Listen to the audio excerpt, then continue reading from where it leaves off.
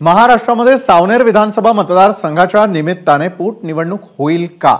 पुणे आणि चंद्रपूर या दोन लोकसभा मतदारसंघामध्ये पोटनिवडणूक घेतली गेलेली नसताना सावनेरमधील पोटनिवडणूक घेतली जाईल का असा प्रश्न सध्या चर्चेत आहे। त्याला कारण आहे सुनील केदार यांच्यावर झालेली कारवाई।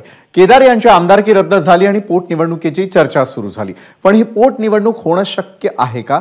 झाल्यास कुणाला फायदा होईल? पाहूयात याच संदर्भातला आमचा हा स्पेशल रिपोर्ट। सावनेर विधानसभा मतदारसंघात पोटनिवडणूक होणार का? नागपूर जिल्हा सहकारी बँक घोटाळा उघड झाला आणि सावनेर विधानसभा मतदारसंघाच्या पोटनिवडणुकीचे वारे वाहू लागले। याच बँक घोटाळ्या प्रकरणी काँग्रेसचे माजी आमदार सुनील केदार यांना अटक झाली आणि पुढे त्यांची आमदारकीही रद्द झाली। तब्येत बिघडल्याने 22 पासून 28 डिसेंबर पर्यंत त्यांच्यावर रुग्णालयात उपचार सुरू होते। 28 डिसेंबरला त्यांच्या जामीन अर्जावर निर्णय झाला नाही।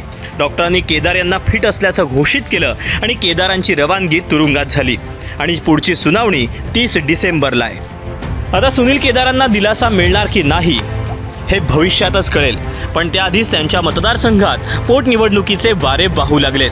प्रशासनिक सूत्रानुसार सावनेर विधानसभा मतदारसंघासाठी पोटनिवडणूक जाहीर होऊ शकते, कारण महाराष्ट्र विधानसभेच्या सार्वत्रिक निवडणूक होण्यासाठी अजूनही 10 महिन्यांचा कालावधी शिल्लक आहे आणि कुठल्याही मतदारसंघाची जागा 6 महिन्यांपेक्षा जास्त रिक्त ठेवण्यात येऊ नये असे कायदेशीर संकेत आहे आणि त्यामुळेच प्रशासनाने अगदी प्राथमिक स्तरावर या पोटनिवडणुकासाठीची तयारी सुरू केल्याची माहिती आहे। मात्र अंतिम निर्णय निवडणूक आयोगालाच घ्यायचा आहे। जर या ठिकाणी पोटनिवडणूक लागली तर त्याचे काय परिणाम होतील?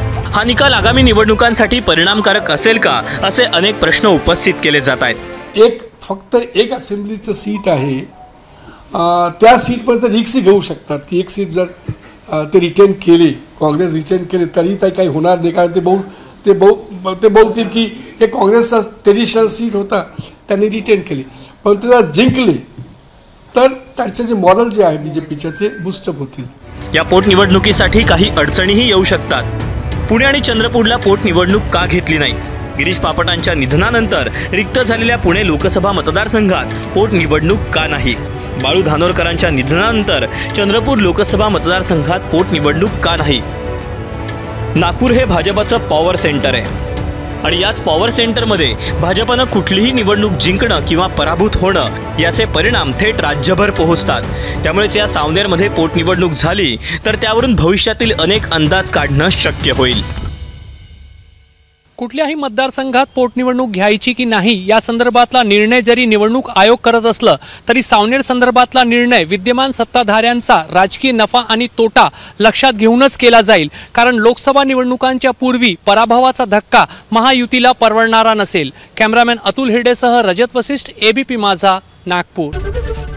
एबीपी माझा, उघडा डोळे बघा नीट।